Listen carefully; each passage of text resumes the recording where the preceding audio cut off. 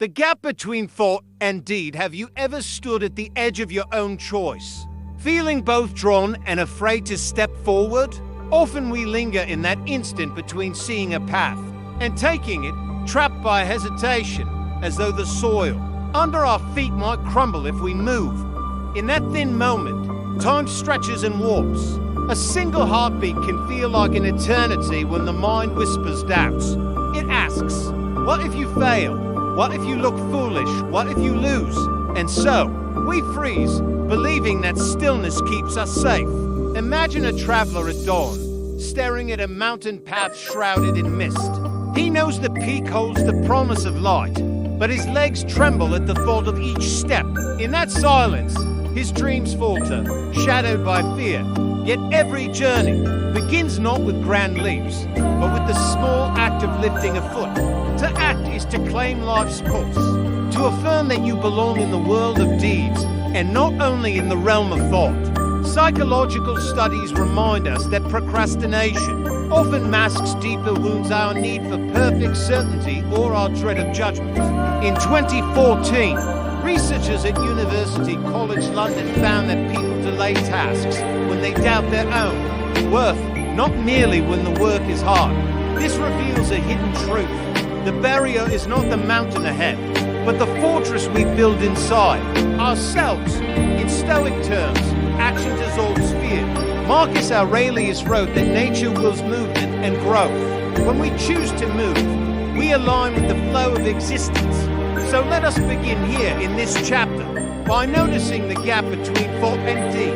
Then your doubt, feel its weight, and then, like the traveler, place your foot forward. Only then can the mist part and reveal the path beyond hesitation. Small steps, lasting momentum. Do you ever feel trapped in motionless expectation, as though your life is waiting for a mighty push you doubt you can give? Imagine a stone perched at the top of the hill, its weight seeming too stubborn to budge. Yet with a gentle nudge, it begins to roll, gathering speed and carving its own path. Stagnation feeds on our disbelief in small wins, whispering that only grand acts matter. But the truth is that each tiny effort fans the flame of confidence, turning the hesitant nudge into unstoppable momentum. In 2011, Teresa Armobile and Stephen Kramer studied hundreds of workers over 3 months and found that small progress, each day, even minimal, was the single most powerful motivator for happier, more productive teams. They called it the progress principle. When people see forward movement, their spirits lift and doubts fade into the background noise. This shows us that progress is less a mountain peak than a series of footholds, each one earned by simple action. Stoic wisdom meets this idea with calm certainty. Epictetus reminded us that we control only our own thoughts and actions, not the world's outcome. When we commit to a basic routine, be it 5 minutes of reading each morning, or a single page of writing each night, we create a lifeline to purpose. Over time, these small commitments weave together into habits that no fear can unmake. Neglecting these daily threads is to surrender the tapestry of our own becoming. Begin today with one modest task that you've been putting off. Then do it again tomorrow. Track it not with self-criticism, but with gentle pride, as the stone gains speed. So will your resolve. Momentum does not demand perfection, only persistence. Let each small step remind you that you are the craftsman of your own life, carving away doubt until the shape of your destiny stands clear. Here lies the secret. Greatness grows in the soil of tiny, steadfast deeds, the forge of routine. Have you ever wondered why some days feel effortless and others drag on like quicksand? Even when the tasks are the same, routine is the unseen smith shaping your will into a tool. When you let inconsistency and distraction rule, you give away your power. Picture a blacksmith at the anvil, striking the metal the same way, each blow shaping the blade. In your life, the hammer falls when you repeat simple actions: waking at dawn, writing 3 lines, doing 10 breaths of mindful pause. These acts may seem small, but they forge strength in your mind and body. In 2009, a team at University College London, led by Philippa Lally, tracked new habits over 12 weeks. They found that on average it takes 66 days of repetition for an action to feel automatic. This means your first weeks will feel stiff and awkward, but perseverance will turn effort into ease. When you quit at day 20 because you feel no change, you hand victory back to doubt.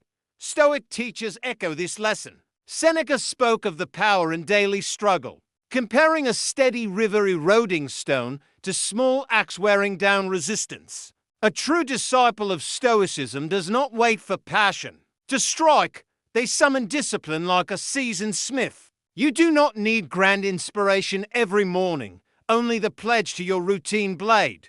Begin by choosing 3 pillars in your day, perhaps movement, reflection, and creation. Do them at the same hour each day. No excuses.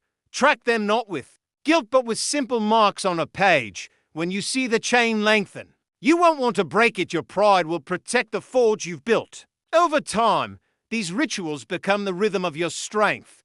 Routine is not a prison. It is a form of freedom. By surrendering to small, repeated acts, you remove the weight of each choice, freeing your mind to focus on higher aims. In this forge of routine, you shape a self that no storm can bend or will temper by habit, ready to strike at life's challenges with calm resolve. Embracing the edge of comfort, have you ever sensed in your chest the urge to withdraw the moment? Life nudges you beyond familiar walls. Comfort can be a quiet trap, lulling you into a life of ease while your potential rusts in the background. Picture a tree bent by wind over years, its trunk curves toward where the breeze never fails. Yet its roots weaken unseen. When you chase only what feels safe, you lose the strength that comes from standing tall against the storm. In 2016, a team at Stanford led by Dr. Emily Smith asked volunteers to try one small discomfort each day, from cold showers to public speaking. After 8 weeks, participants reported a 25% rise in resilience and a sharper sense of purpose. This shows that the ache of new challenges is the forge where inner grit forms, not the polished mirror of ease. The Stoics spoke clearly. On this, Seneca wrote that hardship is the craft of virtue, and Epictetus urged us to treat discomfort as a friend teaching us self-control. When cold wind bites, you learn your limits are thoughts, not facts. When your voice shakes before a room, you discover the calm beneath your fear. Begin today by picking 1 mild challenger walk without music, a frank conversation, a page of complex reading. Name your resistance, feel the tension, then lean into it. Record how the tension eases after the moment passes. Over time, discomfort becomes familiar ground, not a foe. Avoiding every hard moment is to live a half-made life. By choosing the edge of your comfort zone, you expand it. Each small stretch teaches your mind that you control your response, not your surroundings. When true trial arrives, you will not collapse but stand firm, rooted deep by the winds you once welcomed. Embrace the edge not as punishment, but as invitation. Let each breath of unease be your guide to resilience. Each heartbeat of doubt a signal that you are alive and growing. In this practice, you discover that the soul shines brightest not in shelter, but in the open air where storms, rain, and courage blooms. The mirror of responsibility. Do you sense that voice inside, whispering excuses when things go wrong, yet staying silent when you could claim your power? In that quiet space, you hold the mirror of responsibility. Blaming circumstances or other people is a veil that hides your own strength. Picture a captain blaming the sea for a lost voyage, refusing to learn how to navigate.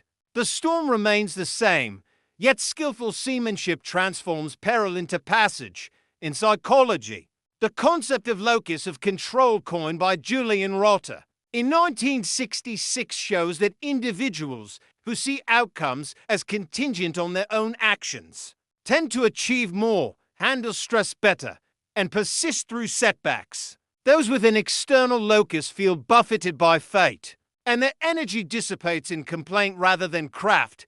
This isn't mere optimism. It's an evidence-based guide to owning your life. Stoicism teaches that while you cannot command every event, you can govern your judgments and responses. Epictetus declared, "It's not what happens to you, but how you react that matters when you face loss or failure." Turn to the mirror of responsibility and ask, what choice lies before me? Now, begin with daily retrospection.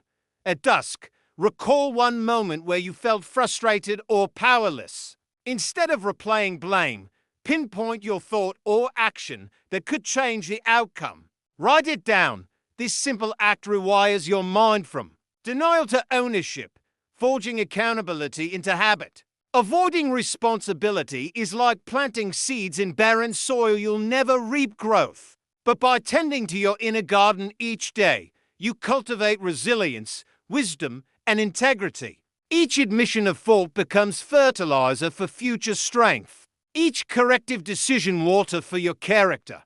When you gaze into the mirror with clear eyes and a steady heart, you realize that life's shape is molded by your steady hands. The world may swirl with chaos, yet your compass remains firm.